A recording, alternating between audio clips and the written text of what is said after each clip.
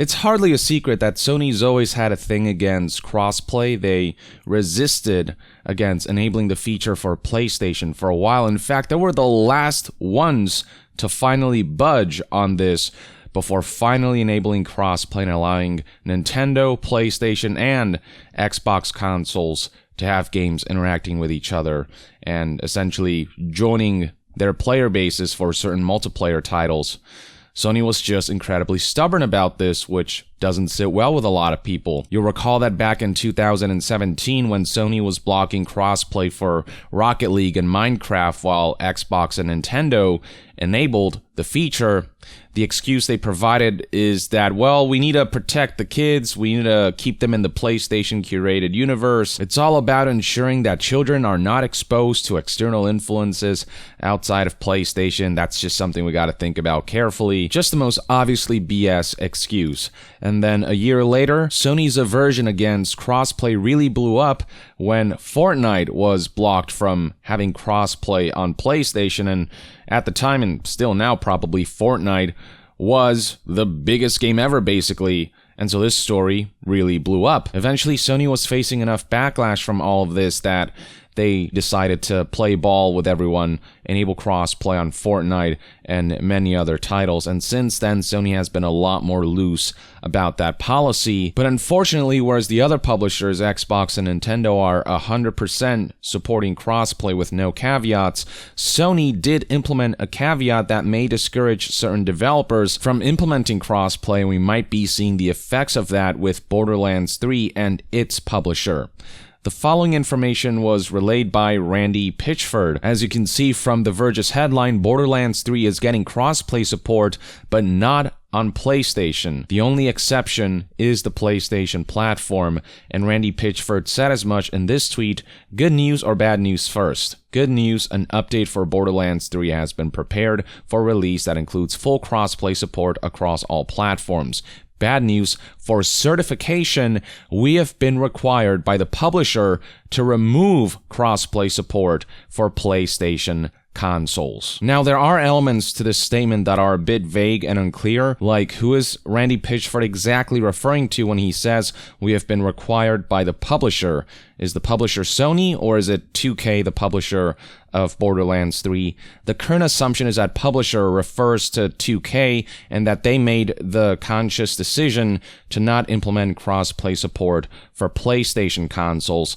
And so then the question becomes, why is Sony receiving all of this backlash then? Well, that's because 2K's decision might have to do with Sony's cross-play policy that essentially has developers and publishers pay extra if certain criteria are met, which I'll get to in a bit.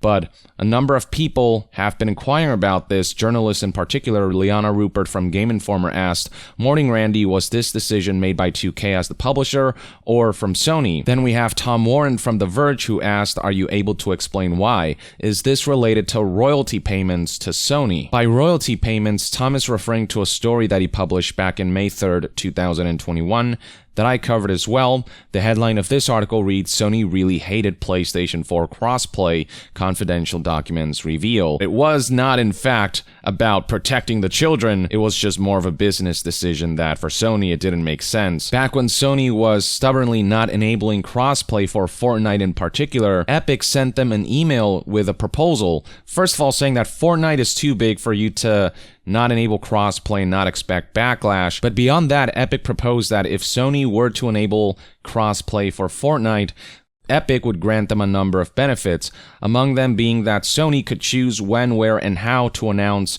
this crossplay implementation that would make Sony look really good and make Sony look like heroes, among a bunch of other advantages that were bullet listed here.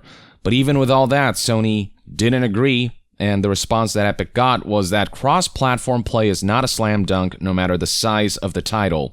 As you know, many companies are exploring this idea, and not a single one can explain how cross-console play improves the PlayStation business. Not the ecosystem, not the community, not the players, certainly not the children, the business. How does this make us more money is the question, which really spotlights executives' short-term thinking and how little they understand about the impact that consumer goodwill can have, which is what this would grant them. People would see them as a company that does care and listen and follows consumer-friendly trends that other companies are following and not being stubborn just to make a quick buck. It would lend credence to taglines like "for the players" and "play has no limit." Play does seem to have some limits. How is this good for the PlayStation business? How about preventing all of the backlash you've seen because of your stubbornness? Bad PR is not good for business. Preventing bad PR by implementing features that are consumer-friendly will prevent that, and in turn, that's good for business. Now, when Sony finally caved, there were caveats attached. There was this stipulation that basically forced developers and publishers who wanted to enable crossplay to have to pay a certain fee if certain criteria are met. And here's the chart in question that highlights this. Basically, if the proportion of PlayStation Network revenue share divided by PS4 gameplay share for a title is less than 85% in any given month, the partner will pay Sony Interactive Entertainment a royalty to offset the reduction in revenue. So this is the relevant chart here. Basically, let's say a game makes $1 million in total revenue across multiple platforms, and $900,000 of that was accounted for by PlayStation Network. Another important factor is the gameplay share. So basically, if this number divided by this number is higher than 85%, then no additional charges are incurred. But if, in this case, for example, 60% divided by 95%, that's less than 85%, then a fee is incurred, which basically deals with if someone's playing a lot on PlayStation but buying more than they should on other platforms, then we're going to charge you. Keep in mind that a platform holder gets a revenue share for any software purchases made on their storefront. So if players are playing on PlayStation but are making some purchases on Xbox, then that revenue share is going to Xbox because it's being purchased on the Xbox store and not on the PlayStation store. And so this is what they're trying to offset with this. Within that same $1 million in cross-platform revenue example, if only $600,000 of that was from PlayStation Network, which is 60% revenue share, then what developers would have to do is find the difference between the total cross-platform revenue and the PlayStation Network revenue. So in this case, $1 million minus $600,000. Actually, Sony does take into account gameplay share. So if there's a 95% gameplay share, that means that you take 95% of this, which is $950,000, subtract by $600,000, and then you take that quantity, which is basically revenue earned on other platforms, $350,000, multiply that by 15%, and that's the fee that is owed to PlayStation. And in this example, that fee doesn't seem like much, but once the total cross-platform revenue scales to what actually happens in real life, which is that for major games in particular, they tend to make tens of millions, hundreds of millions in revenue, you can imagine that this fee, the cost could ramp up quite a bit if there's a lot of cross-platform purchases going on. And what this is going to do is discourage certain major publishers from enabling cross-play on PlayStation, which is very well what might have happened with Borderlands 3 and 2K. And for smaller developers, it's also going to discourage them because for smaller devs, I mean, $52,500 is a significant sum of money, and they take into consideration every dollar that they rake in because they're a smaller company that could use every dollar in their bank. Now, there hasn't been any official confirmation from Randy Pitchford, 2K, from Gearbox, or from Sony in regards to why exactly Borderlands 3's crossplay isn't being enabled for PlayStation. But if we look back at the history of PlayStation and how they've been adverse to crossplay, and we know about the royalty stipulations there, and with Borderlands 3 enabling crossplay everywhere else but PlayStation, the one platform that happens to have that royalty policy, you know, it's hard not to read between the lines and surmise that PlayStation's royalty policy is likely the main culprit behind why 2K decided against PlayStation crossplay. And this is primarily why Sony's getting backlash. And sure, 2K could pay that fee, you know, they're rich enough that they could, and there's a greedy element to that, But at the core of this issue is very much Sony's continued aversion against just making crossplay something that everyone can just have without caveats, something that developers and publishers can implement without caveats. I mean, not even Nintendo does this, and they make some of the most baffling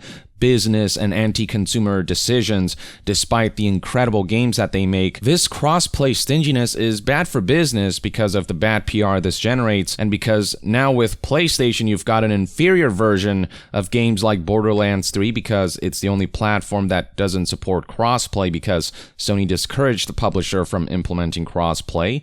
It's obviously bad for players and consumers because PlayStation owners in particular have less options to play with other players outside of the platform. And on the other side of the fence, you've got Xbox and PC players who maybe have friends who only own PlayStations or who bought Borderlands 3 for PlayStation and cannot play with those friends because of this whole complication. And it's obviously bad for publishers and developers because they're losing additional money from fees that no other platform charges.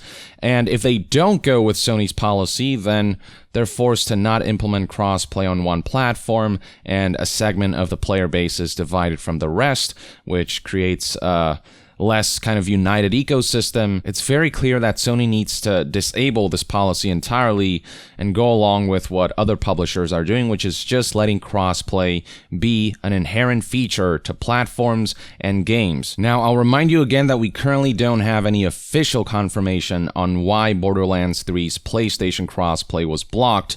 We're still in speculative territory, but the ongoing speculation seems very likely.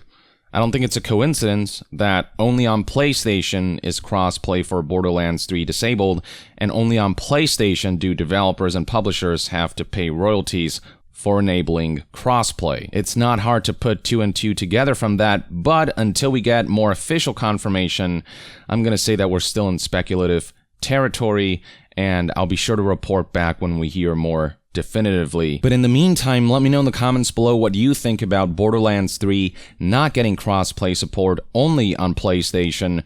Do you think it's related to Sony's royalty policy surrounding crossplay? Do you think there is some other reason? How are you interpreting Randy Pitchford's tweet? Share all of your thoughts in the comments below, and to be further updated on all things gaming news, reviews, and discussions, stay tuned right here on Young Yeah.